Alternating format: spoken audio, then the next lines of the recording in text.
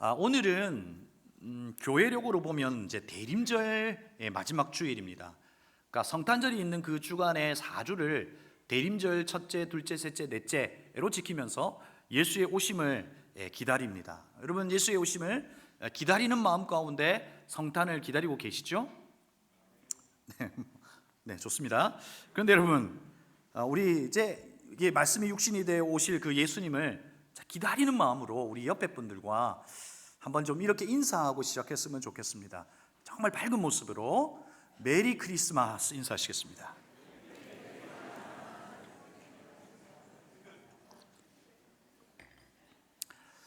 아주 오래전 그 영국의 심리학자 브롬리가 인간의 그 평균 수명을 80으로 놓고 인간은 그 시간을 어디에 소비하는가 그 활동별로 비교한 것을 보았습니다. 그러니까 80을 놓고 보았을 때 우리는 일하는데 몇 년 정도 쓸까요? 한 26년을 씁니다. 잠자는데 25년을 쓰고요. 좀 많이 주무시는 분들은 더 쓰시겠지만 먹는 시간이 여러분 몇 년인 줄 아세요? 6년을 씁니다. 어마어마하죠. 화장실을 보내는데 3년이고요. 뭐 변비 있으신 분들은 4, 5년 될 것 같고. 그런데 여러분, 기다리는 시간은 우리가 얼마나 될까요? 누군가를 기다리고 기다리는데 소비하는 시간은 얼마나 될까요? 한 2년 정도 된다고 그래요. 17,520시간 정도를 사용한다고 그러죠. 물론 맛집을 찾아다니는 분들은 그 기다리는 시간의 정도가 2년이 아니라 뭐 3년, 4년 뭐 이렇게 될지도 모르겠습니다. 오늘은 기다림이라고 하는 주제로 여러분들과 말씀을 좀 나누어 보려고 해요. 여러분에게 있어 가장 기다려지는 것이 무엇이에요? 지금을 살아가면서 여러분에게 가장 기다려지는 건 뭡니까, 여러분에게? 성탄을 앞둔 아이들은 성탄 선물을 기다리죠, 그렇죠? 여러분, 저는 뭘 기다릴 것 같아요? 무엇을 기다릴 것 같습니까? 뭐라고 이야기하시는 것 같은데? 네? 간식을 기다린다고요? 아니에요. 저는 담임 목사님을 기다립니다. 곧 오십니다. 송구영신 예배 때 오십니다. 그렇죠? 1년 동안 오늘 이 세례 학습 이거 하는 것도 사실 많이 긴장해요. 그런데 이제 목사님이 하실 거니까 우리 목사님이 기다려집니다. 어제 군대에 있는 그 15명의 청년들에게 성탄 선물을 포장했는데, 군대에 있는 친구들은 무엇을 기다릴까요? 선물을 기다릴까요? 아니에요. 저녁에 날짜를 기다리죠. 제가 군 생활을 할 때 그 이등병들이 이제 아침에 점호와 함께 기상과 함께 불을 켜죠. 그러면서 이 고참 병장 앞에 딱 갑니다. 섭니다. 그러면서 뭐라고 외친 줄 아세요? 아시는 분들은 아실 것 같은데 이렇게 외치죠. 누구누구 병장님 123일 남으셨습니다. 뭐 이렇게 외쳐야 됩니다. 그러니까 군인들은 저녁을 기다리죠. 그렇죠? 우리 성도님들은 주일을 기다립니다. 아멘이시죠? 네, 우리 성도님들은 주일의 예배를 기다리고 하나님을 갈망하고 예배 속에 그 임재를 기다린다고 저는 확신합니다. 우리 삶에 기다리지 못하면 어떤 일이 벌어질까요? 우리는 기다리지 못하면 설익은 밥을 먹어야 할 거고요. 그리고 기다리지 못하면 3분 카레도 사라져야 할 겁니다. 연구가들이 인간이 한 사물에 집중하는 시간을 연구했는데 2000년도에는 한 사물에 대하여 인간이 몇 초 정도 집중한다고 나와 있을까요? 12초입니다. 그런데 2015년에는 몇 초로 줄은 줄 아세요? 8초예요. 8초. 금붕어가 9초인데 우리가 8초예요. 이제 10년이 지난 이 시점에서는 아마 더 많이 줄었을 거예요. 요즘에는 유튜브도요 짧은 쇼츠를 봐요. 그래서 설교도요 점점 짧게 달라고 막 이야기해요. 그죠? 그래서 오늘 저는 마음을 먹었어요. 짧게 할 겁니다. 근데 분량은 동일하고 말만 빨리 할 겁니다. 그래서 여러분들이 빨리 들으시면 될 겁니다.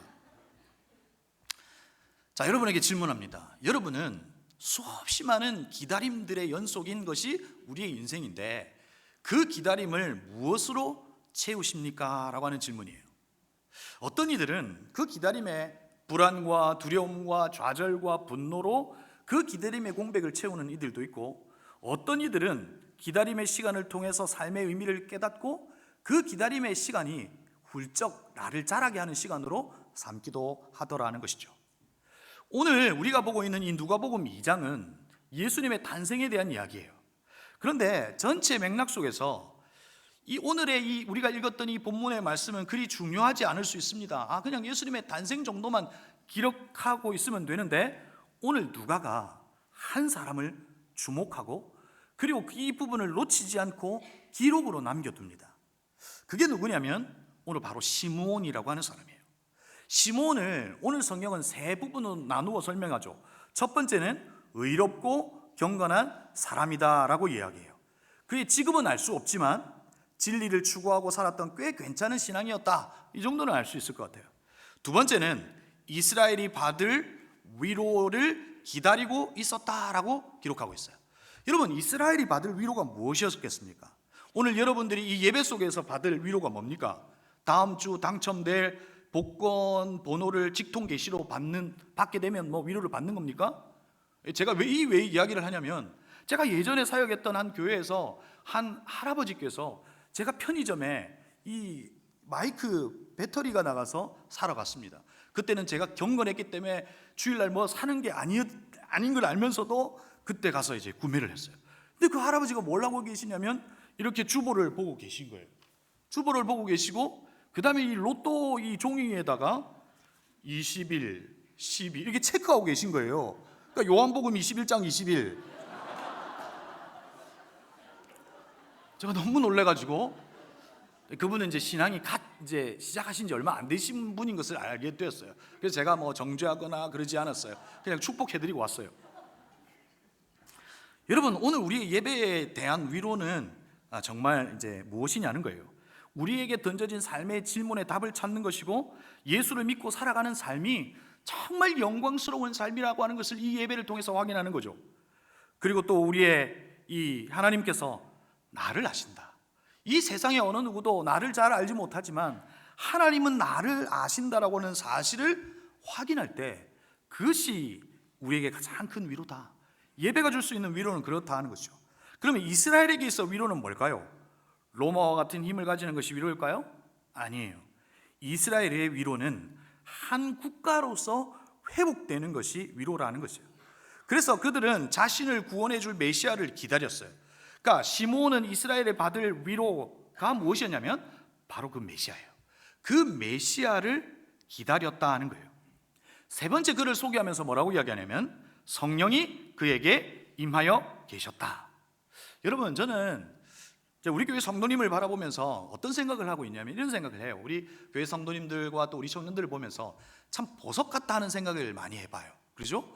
그 믿음의 그 모습들 한 사람 한 사람을 보면 이 블링블링 빛나는 막 보석 같다는 생각이 들어요. 여러분, 그렇게 생각 안 하세요? 그런 생각이 많이 들어요. 그런데 그런 성도들 가운데서도 참 저 성도님 멋있다 하는 분들이 계세요. 어떤 분들이 멋있을까요? 네, 저는 이런 분들인 것 같아요. 성령 충만한 사람요. 하나님의 영으로 충만하고 하나님의 다스림을 받고 자기 삶에 주어지는 수많은 위기 앞에서도 진리의 말씀을 붙들고 자유하는 사람, 정말 멋있는 사람이다 하는 생각을 해봐요. 근데 오늘 시몬이 바로 그와 같다는 거예요. 성령의 다스림을 받고 있다는 것을 우리는 오늘 이 짧은 본문 안에서도 확인할 수 있어요. 26절에 보면 그가 주의 그리스도를 보기 전에는 죽지 아니하리라 하는 성경의 지시를 받은 사람이었다. 그러니까 사람의 지령을 받은 게 아니라 이 시므온이 성령 안에 있을 때 하나님께서 이 시므온에게 어떤 지시를 내린 거예요. 너는 그리스도 곧 예수를 보기 전에는 죽지 아니할 것이다 라고 하는 이 지시를, 그 명령을 받은 거죠. 그러니까 시므온의 생애는 그토록 바라던 메시아에 대한 그 갈망과 볼 것이다 라고 하는 그 하나님의 지시와 약속을 따라 살아갔을 거라 하는 것이죠. 그 기다림 속에 살아갔을 거라는 거예요. 그런데 시므온은 그 기다림이 어땠을까 하는 거예요. 시므온은 늙었고 생각할 것이 많았을 거예요. 이스라엘은 로마의 압제 가운데 자신의 삶에 유일하게 남은 건 죽음뿐이라고 생각했을 거예요. 하지만 죽지 않는다라고 하나님께서 말씀하셨어요. 죽지 않고 그리스도를 볼 것이다 라고 말하고 있는 거죠. 이 말씀은 마치 헤브론 땅을 이 정복했던 그 갈렙의 약속, 그리고 그 갈렙의 고백 속에서도 찾을 수 있죠. 여호수아 4장 10절 말씀인데, 이 말씀은 함께 같이 한번 읽어봤으면 좋겠습니다. 함께 읽겠습니다. 시작.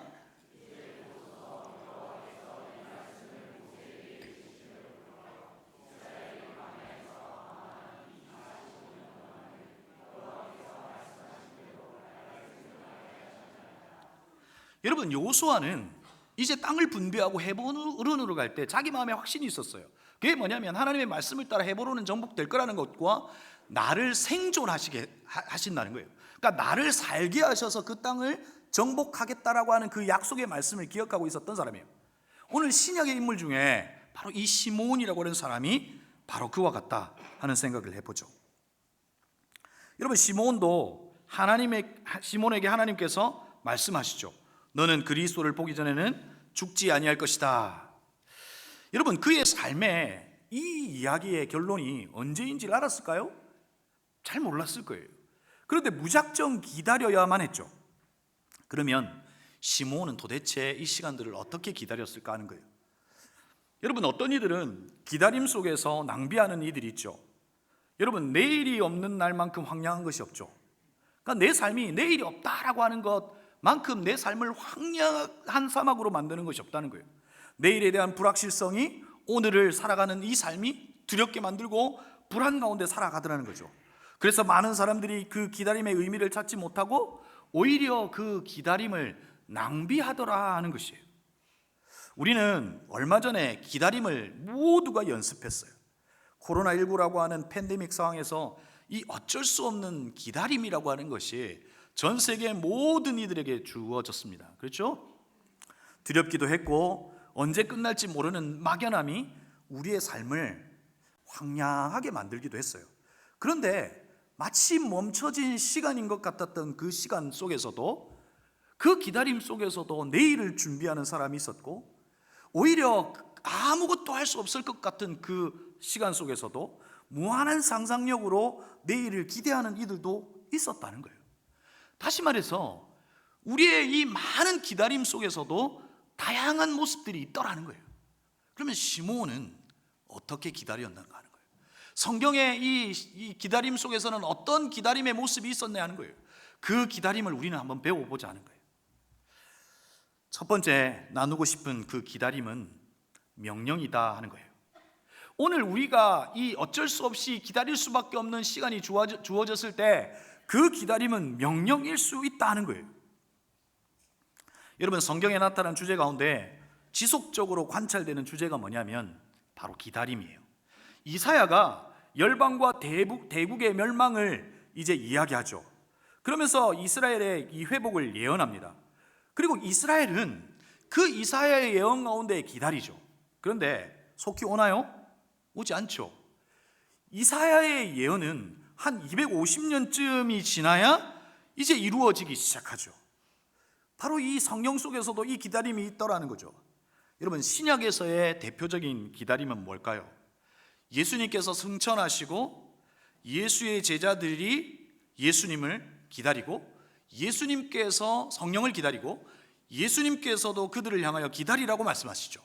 사도행전 1장 4절과 5절, 예루살렘으로 돌아가 아버지의 약속하신 것을 기다리라.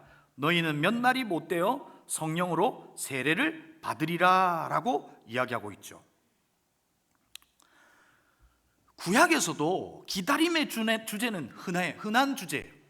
신약을 통해서도 하나님은 우리에게 기다림이라고 하는 그 주제로 말씀하시는 경우가 많더라는 것이죠. 그러면서 우리는 이 기다림이라고 하는 것을 먼저 이해해야 돼요. 첫 번째는 뭐냐면 이 기다림이라고 하는 것은 아주 흔하다 하는 거예요. 그리고 힘들다 하는 거예요. 우리는 그 기다림에 선이해가 있어야 된다는 것이죠. 그리고 이 기다림이라고 하는 것을 하나님의 명령이라고 하는 관점에서도 이해해 볼 수 있다는 거예요. 아니, 어떻게 목사님, 이 기다림이라고 하는 것이 하나님의 명령이 될 수 있습니까? 여러분, 우리는 수많은 기다림이 있어요. 우리 청년들을 보면 뭘 기다릴까요? 취업을 기다리는 이들이 있어요. 그렇죠? 또 어떤 이들은 백마탄 왕자를 기다려요. 그렇죠? 제가 볼 때는 백마탄 왕자가 온 것 같은데 본 것 같은데 걔는 아니래요. 못생겼대요.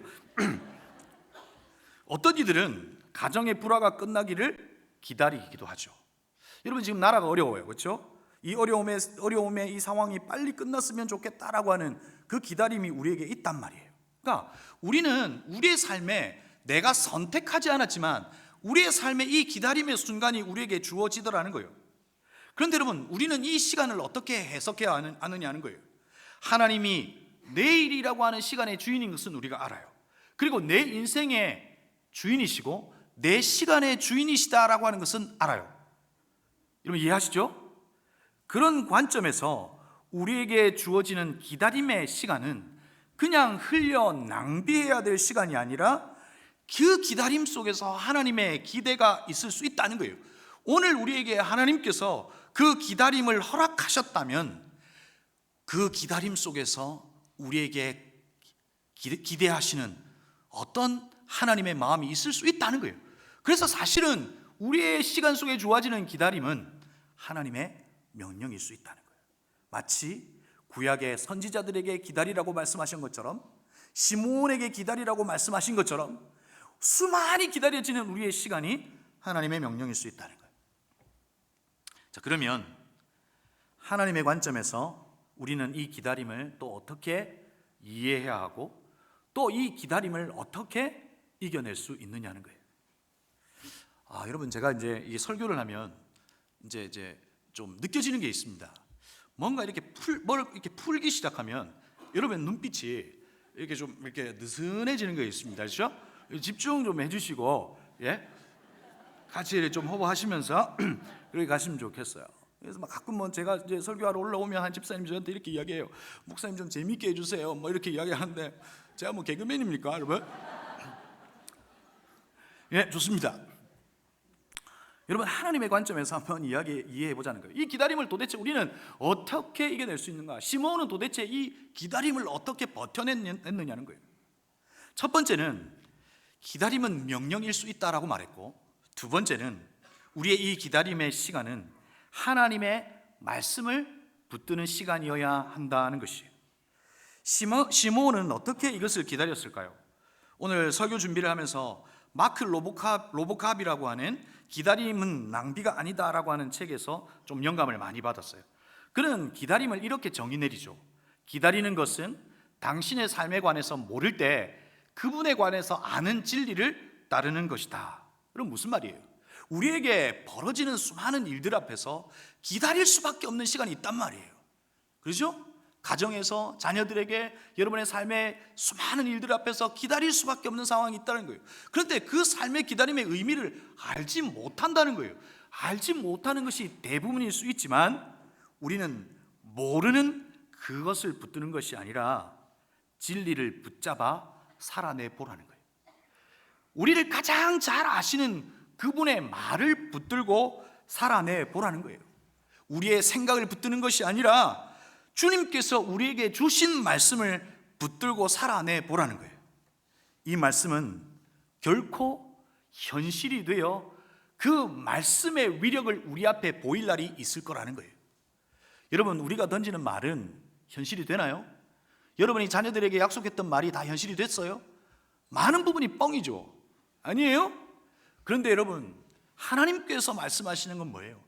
하나님께서 우리에게 말씀하시고 약속하신 것은 제가 여러분에게 자주 말씀드리는 거잖아요.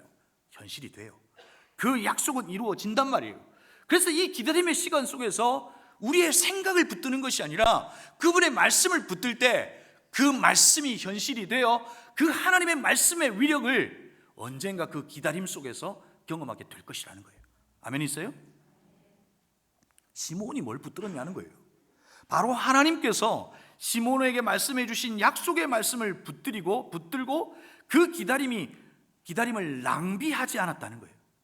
그가 고령임에도 불구하고 말씀을 붙들고 하나님께서 보여주실 내일을 바라본 거예요. 하나님의 위대한 계획을 바라본 거예요.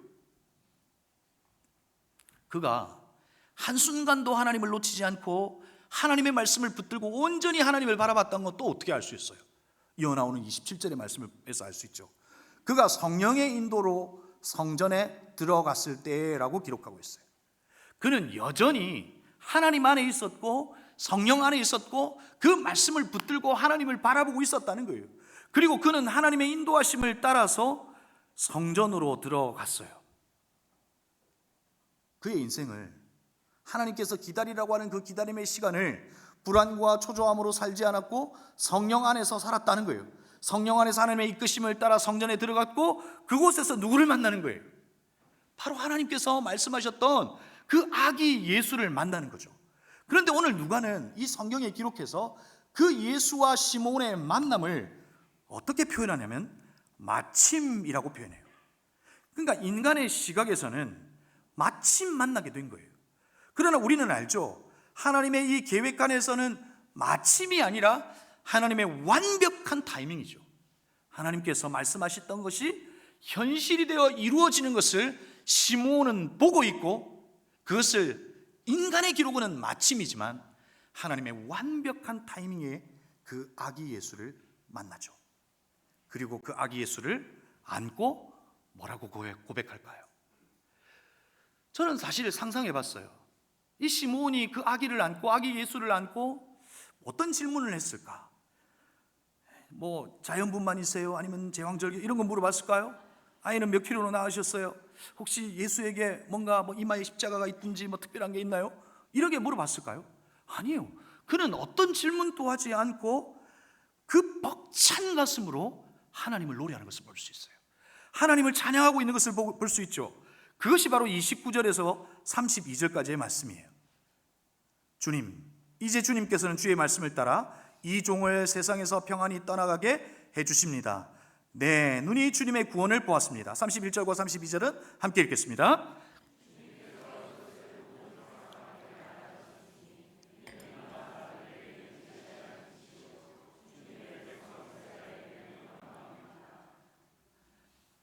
여러분, 이 시몬이 하나님께서 말씀하신 것이 지금 이루어지고 그 벅찬 가슴으로 이 위대한 한 장면을 만들어내고 있는 거예요.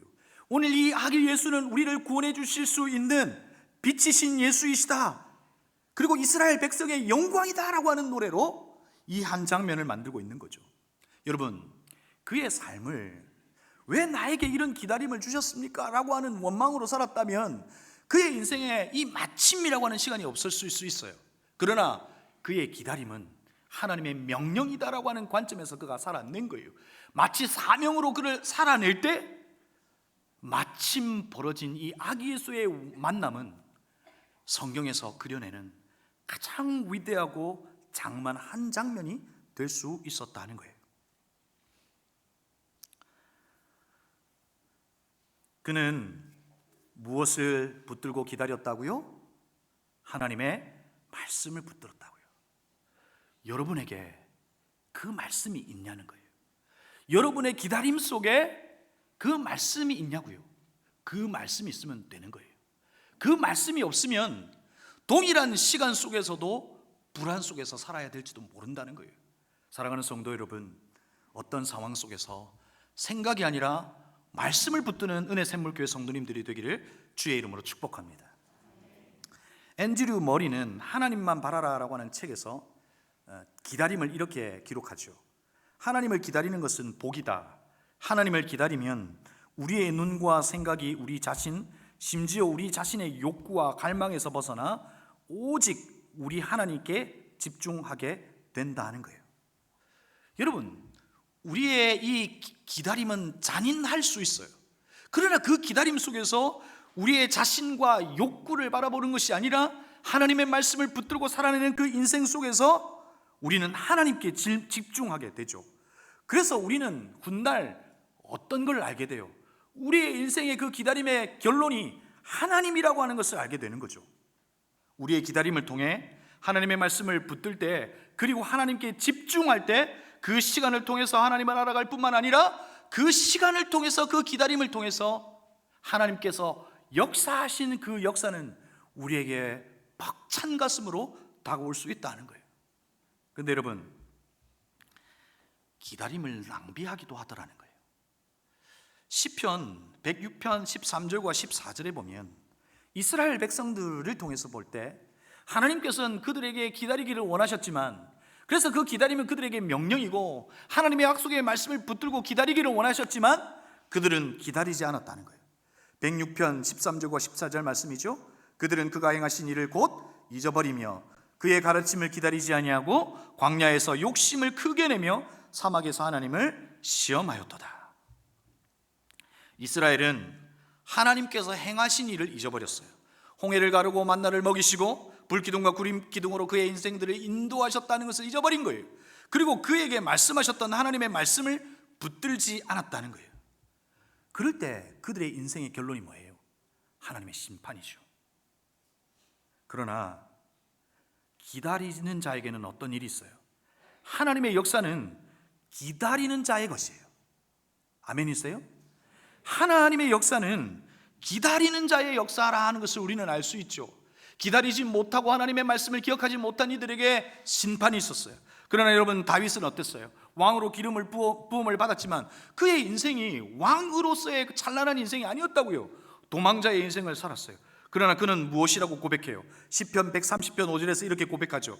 나 곧 내 영혼은 여호와를 기다리며 나의 주의 말씀을 바라는도다. 하나님, 나는 이 혹독한 기다림 속에서 하나님을 바라봅니다.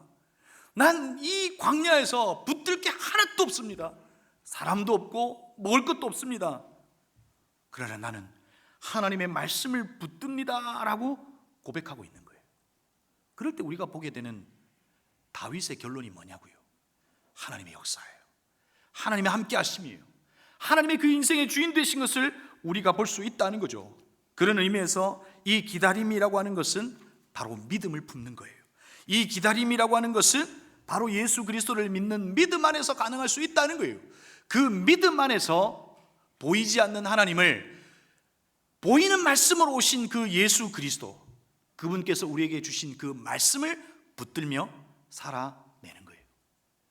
그래서 우리는 그 믿음, 기다림 속에서 우리의 믿음이 자라고 우리의 영혼이 자라고 오히려 그 깊은 기다림 속에서 하나님을 알아가는 큰 감격과 기쁨을 누릴 수 있다는 거예요. 한 번 더 도전합니다.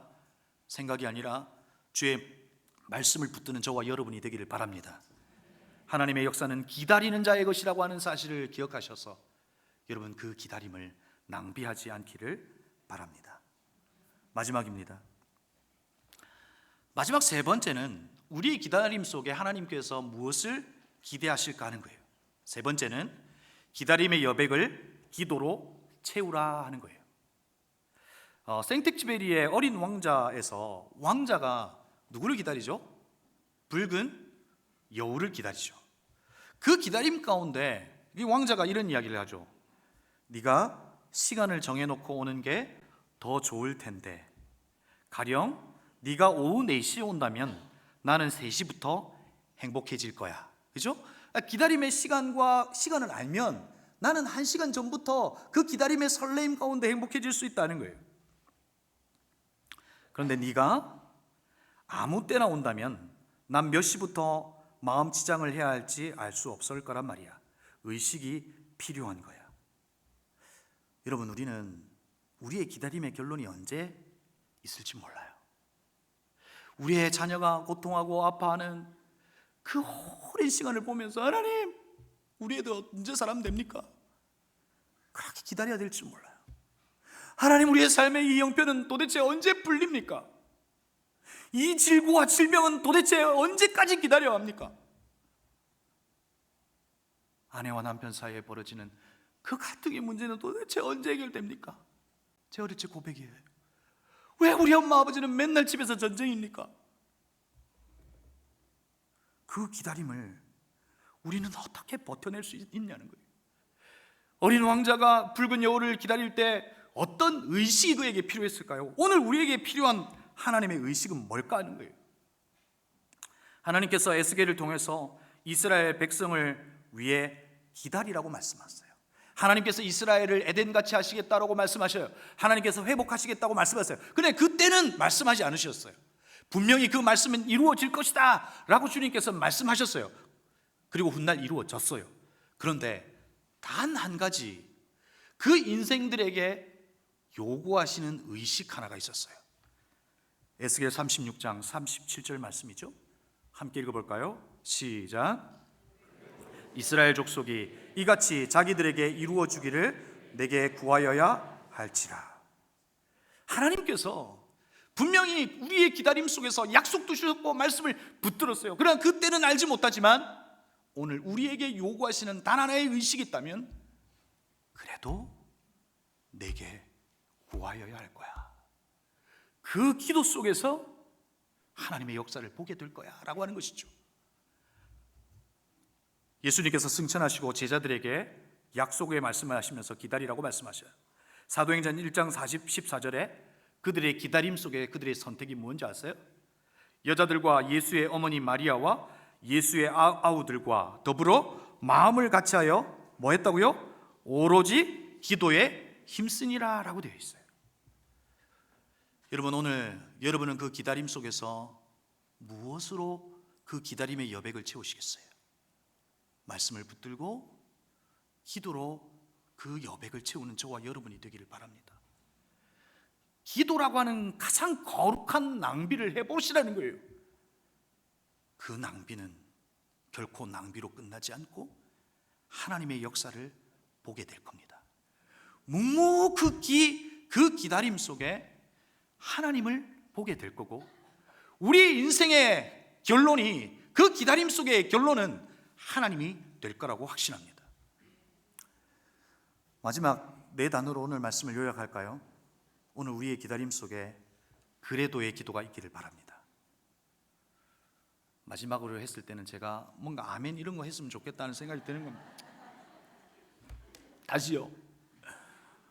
여러분의 기다림 속에 그래도라고 하는 그 기도로 여러분의 여백을 채우실 수 있기를 바랍니다.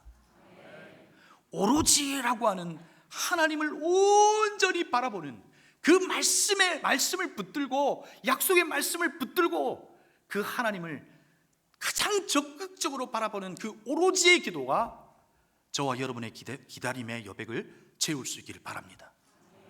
그리고 그분의 말씀을 붙들고 계속 보여주세요. 묵묵히 그 기다림에 기대하고 기다리는 저와 여러분이 되기를 바랍니다. 그럴 때 우리에게 마침 무언가가 일어날 겁니다. 그러나 그 일은 기도 속에 머물러 있는 자에게, 말씀 가운데 있는 자에게 그 일은 마침 나에게 일어난 일이 아니라 하나님의 완벽한 타이밍이고 하나님의 완벽한 역사의 스토리라고 하는 것을 알게 될 겁니다. 사랑하는 성도 여러분, 우리는 예수를 기다립니다. 그 예수를 기다리는 우리의 마음 또한 그 기다림에 그 기대가 있기를 바라고, 또 우리의 삶에 주어지는 수많은 기다림 속에서 기다림은 명령이다, 그리고 하나님의 말씀을 붙드실 수 있기를 바라고, 그래도 오로지 기도로 여러분의 삶에 그 기다림의 여백을 채우시고 묵묵히 인내하셔서 마침 하나님의 역사를 보는 저와 여러분이 되기를 주의 이름으로 축복합니다.